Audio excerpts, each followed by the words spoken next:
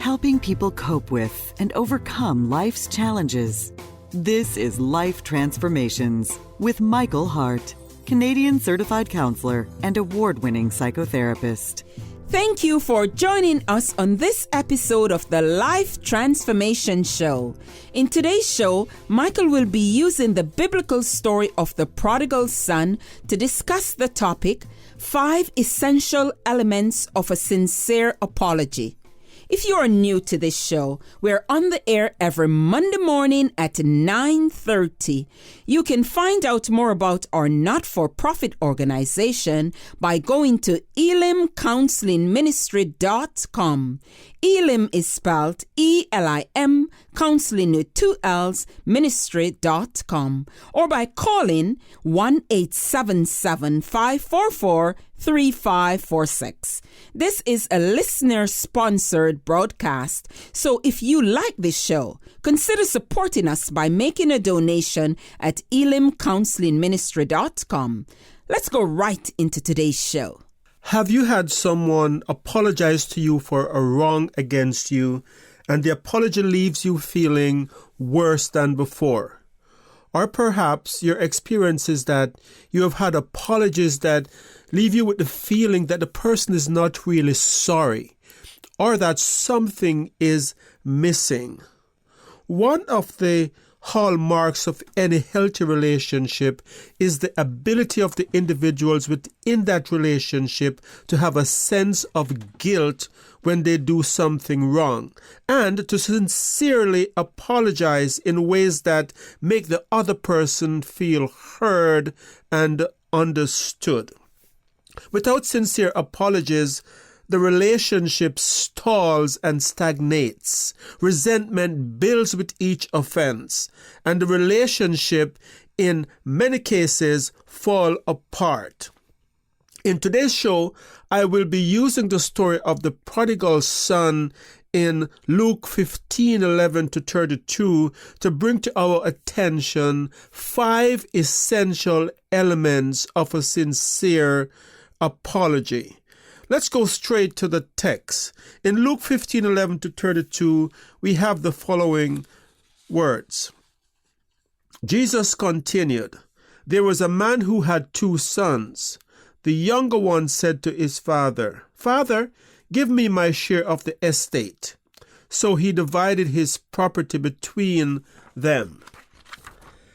Not long after, the younger son got together all he had, set off for a distant country, and there squandered his wealth in wild living. After he had spent everything, there was a severe famine in that whole country, and he began to be in need. So he went and hired himself out to a citizen of that country, who sent him to his fields to feed pigs. He longed to fill his stomach with pods that the pigs were eating, but no one gave him anything. When he came to his senses, he said, 'How many of my father's hired servants have food to spare, and here I am starving to death? I will set out and go back to my father and say to him, Father, I have sinned against heaven and against you. I am no longer worthy to be called your son. Make me like one of your hired servants.' So he got up and went to his father. But while he was still a long way off, his father saw him and was filled with compassion for him. He ran to his son, threw his arms around him, and kissed him. Then the son said to him, 'Father, I have sinned against heaven and against you. I am no longer worthy to be called your son.'" In this story of the prodigal son, we have a picture of a son who is self-centered, and whose self-centeredness has led to the broken relationship with his father. So he is headed off to this foreign land in the story, and in this land he has squandered the father's inheritance. And so this squandering of the father inheritance came to a situation, developed into a situation where he came to a point where the Bible says he came to himself, to his senses, and quickly realized that he had made a mistake and that he had to go back to the father and apologize to the father. And it is within this context of the apology that we're going to find as we pick apart this story today, the 5 essential elements of a sincere apology. All of these elements, I should say, are found within the context of the text. So the first thing I want to highlight in this story, and I think this should be a part of any sincere apology. And if this is not in an apology that you have been given, then it's not a sincere apology. So the first thing is that there needs to be a turning away from whatever it is that caused the separation in the first place. In this story, the son is turning away from his wayward living, from the thing that made him separate from his father. And he's saying, I am going back to my father. So he's turning his back on the very thing that hurt his father. And he's saying, I am going back to my father. An apology is never sincere if the person who has hurt you want to continue doing the same thing that has caused the pain. I've seen situations where, for example, there is an affair and the person is caught in the affair and they are sorry that their partner is hurting, but they are not quite ready to end the relationship as yet. So in that kind of a scenario, the person might regret that the other person is hurting. They might regret that they have been caught. They might even feel shame that their affair has become public. But if they are not willing to turn away from their fear and back to their relationship, then whatever they say does not amount to an apology. Being regretful for one's action is not the same as an apology. You can regret the consequences of something, but yet not have remorse for what you have done. Remorse for something, for one's action, will lead to a turning away from that thing, because you will realize the person who has perpetrated the harm to the other person will realize what they have done and will turn away from it. So an apology is never sincere if the person continues to repeat the same behavior, or if they're unwilling to turn away from that which caused the pain. The second point that we see in the story is that the son took the initiative. So if an apology is sincere, the person who has perpetrated the harm to the other will take the initiative to apologize. If you have to go to the person to beg for an apology, what you are going to get coming back is not a sincere apology. You can force someone to say, I apologize, but if that apology is not coming from a place of remorse, is not initiated by the person that caused the offense, then it is not likely to be sincere. An apology that you ask for is kind of like asking someone to say, I love you. Can you please tell me that you love me? And the person will say, all right, I love you. Well, that's not the same as if the person came to you spontaneously and said, you know what, I'm so much in love with you. I love you so much. You might get the words, but is it coming from the heart? And so a sincere apology is usually initiated by the person who did the wrong. And so in the text in verse 18 of the passage that we have just read in Luke 15, we are told that it is the son that took the initiative. He said, I will set out and I will go back to my father. So he took that first step and he said, I am going back to my father. It wasn't the father that came to him begging him to say that he's sorry. And I see many situations in which people become desperate because the person that they love has walked away from them. They have turned their back and they go after the person, begging them to come back, begging them to apologize. And what they get is that they get their hearts broken over and over and over again. Because you can force a person to come back to you, but if they're not ready, if they're not taking that step coming from a place of deep motivation inside, a place that is filled with remorse and an understanding of how much they have hurt you, it is not likely to be sincere. It is very difficult for some people to say, I am sorry. They have done in one study that was done by psychologist Andrew Howell of Grant McEwen University. What they said is that people with low self-esteem, for example, were less inclined to apologize after a conflict, even if they feel badly about it. And there's something about low self-esteem where a person might realize what they're doing is wrong, but they will not initiate the contact to say that they're sorry, because that low self-esteem might make them feel as if something is being taken away from them. So for a person to apologize, people who can apologize and come to you and say, I am sorry, usually need to have a very healthy sense of self. So if you're in a relationship with someone and you have been hurt over and over and over again,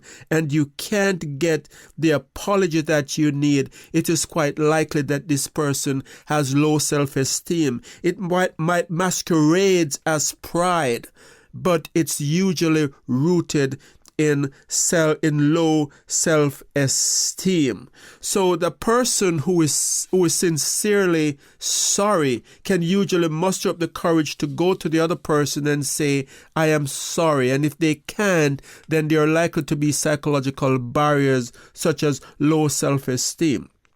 Now, the third point that I would like to point to today is that for an apology to be sincere, there needs to be an understanding and an expression of the gravity of the offense. People who have hurt you in tremendous ways that cause pain, that cause you sleepless nights, that cause you to be pouring out tears upon your pillow at night, and they come to you and say, I am sorry. That doesn't really capture it. Some people want to say, I'm sorry as quickly as possible and to move on. Can we just move on now? I have said I'm sorry. Let's not talk about it anymore. If you are in that kind of a scenario where someone is apologizing to you and they want it to be a quick fix, they want the apology to be as brief as possible, then the apology is not sincere. In this story, we see the prodigal son expressing the gravity of what he has done in chapter 18, in verse 18, the second part of verse 18, where he said, I have sinned against heaven and against you, my father. So let's think about that for a moment. this prodigal son is amplifying the magnitude, is amplifying what he has done, the severity, I should say, of what he has done to his father. He could have just said, Father, I have sinned against you. But he said, no, I have even sinned against God in this thing that I have done. So in other words, if someone is sincerely sorry for what they have done, they will have a tendency not to minimize the harm that they have caused, but usually to magnify it, to talk about it in detail, and to express deep remorse for what they have done. People with borderline personality disorder and narcissism have a very hard time doing this because they can't feel empathy for the person that they have hurt. And so they might be upset, and they might even shed tears when you are talking about what you're doing. But don't let those tears fool you, because sometimes the tears that the person with borderline personality or narcissism is crying is not coming from a place of remorse. It's coming from a place because they feel sorry for themselves. I remember one situation where this couple was sitting before me, and the person who had perpetrated the harm to the other, he started crying, and the tears looked genuine. They were just rolling off his cheek, full in the napkin that he had wiping his face. And at some point, after he was wailing and weeping, I said to him, "What are those tears about?" And he said, "I am afraid she's going to leave me." So to me, that is not remorse. That is not saying, I am sorry for the harm, the harm that I have caused you. This is saying, I'm sorry for myself. I'm afraid that you are going to leave me. So someone who is sincerely sorry understands the gravity of what they have done. They will have a tendency to speak about the seriousness of their offense, whereas we find the opposite in people who cannot apologize. They have this tendency to want to move on very quickly, for things to be remedied as fast as possible, and for the relationship to get back to normal by doing as little as they can or by saying as little as they can. But in the story of the prodigal son, the son said, I have sinned against heaven, and I have sinned against you, my Father. And this is a lesson for us when we have done something wrong. It's important that we do not minimize what we have done. It's better for us to magnify what we did wrong. Michael will be right back. You have been listening to the Life Transformation Show, where award-winning psychotherapist Michael Hart of Elim Counselling Services has been speaking on the topic 5 Essential Elements of a Sincere Apology. Elim is a Christian counseling organization that provides professional counseling from a Christian perspective. You can find out more about us at ElimCounselingMinistry.com, where you can also make a donation to this Christ-centered ministry. Donations help us provide counseling services to the less fortunate of our society and help us keep this program on the air. Back to Michael.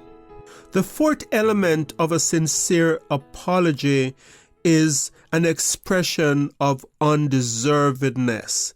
If you have someone who has done you wrong and they're speaking to you in terms that they're still deserving of a relationship with you. For example, people who have done tremendous harm to their partner, and they will say things, well, the Bible says you are to forgive me, so, you should forgive me. Or they say things like, the Bible said we can't divorce. I'm your husband, so you have to forgive me. God hates divorce, and so you have to forgive me. When you hear statements like those, it is not showing this sense of undeservedness that we see in the story of the prodigal son. Notice what the prodigal son says in verse 19 when he came back to his father. He said, I am no longer worthy to be called your son.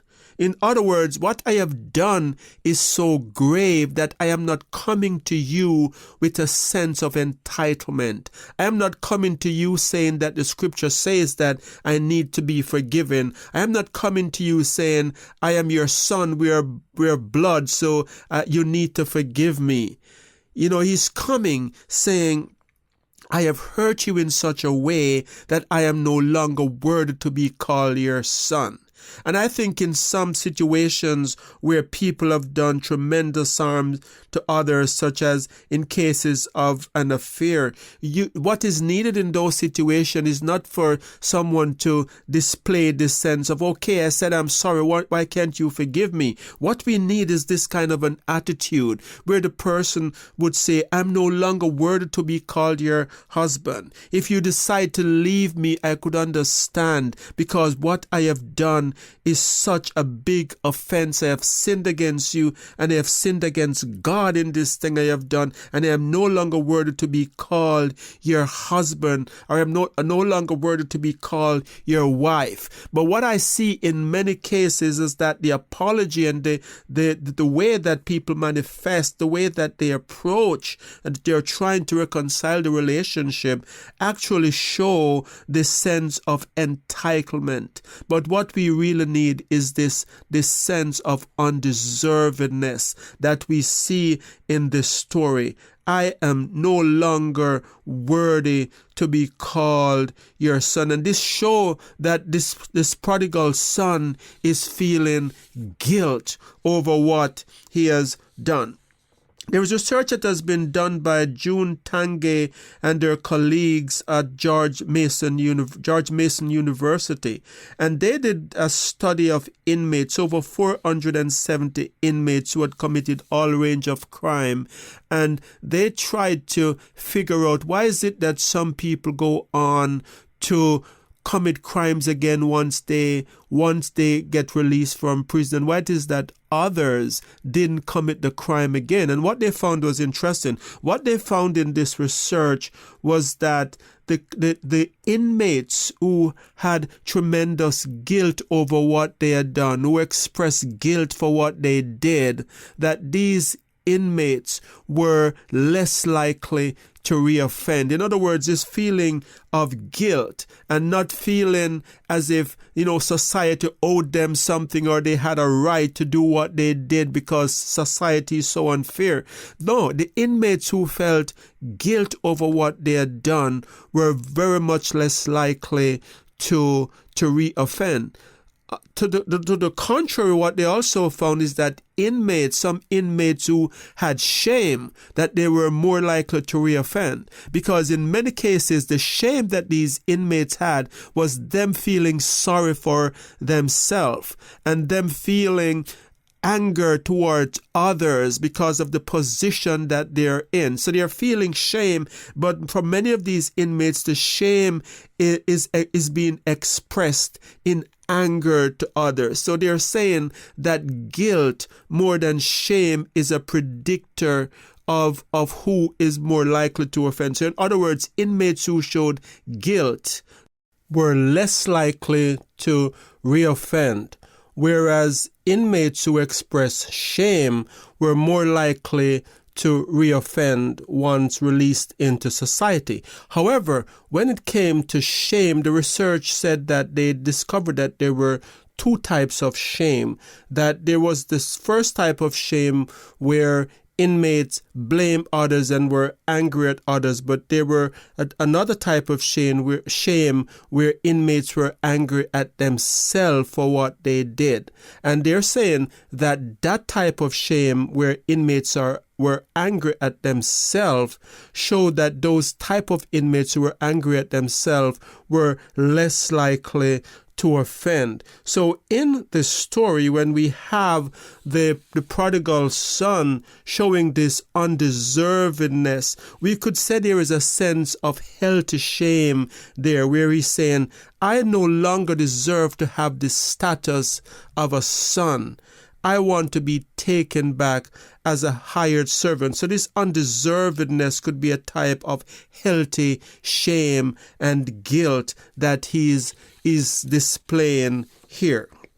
The fifth point that I would like to point to today is that in genuine apology, there is usually a willingness to make some sort of restitution. And I'll elaborate on that a little bit more as we go through this point, because in some cases, restitution of kind might not be possible. But restitution of some kind is usually a sign that the person is genuinely sorry. So we see this in the story of the prodigal son, when the son said in verse 19, make me like one of your hired servants. So he said, I'm no longer worthy to be called your son. So I'm not coming back with a status of sonship. Take me back as a hired servant. And it is this type of attitude that showed that this prodigal son was genuinely sorry. When people have a sense of entitlement and they're not willing to make any kind of restitution, they're not willing to make any kind of sacrifice, they're not willing to give up anything for the sake of the relationship or in an attempt to mend the relationship, there is not usually a genuine remorse in those situations. So when the son said, make me like one of your hired servants, what does he say? What he's saying there, that I am coming back and I'm going to work for my father, to give him back the profit that I have taken from him, to help him to recuperate some of the money that I have squandered. I am going back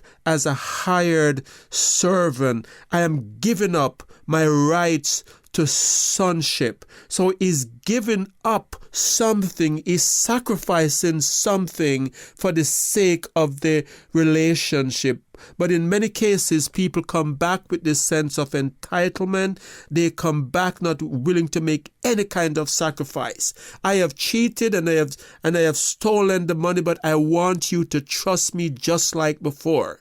I have showed myself to be untrustworthy, but I deserve your trust. And so they're not giving up anything. So this attitude of the prodigal son shows a sense of humility. It also shows this attitude that is willing to do whatever it took to reestablish the relationship. In the story in Genesis 32 and 13 to 18, we see Jacob making restitution to his brother. He came back and he's giving to Jacob what he had stolen. He's giving to Esau what he has stolen from him. So there you have it. These are the 5 points that I want to elaborate on today. I could say a lot more, but we're out of time for today. So I want to encourage you that if you have missed the first part of this show, you can listen to these 5 points, the 5 essential elements, by going to our website, ElimCounselingMinistry.com. Elim is spelled E-L-I-M,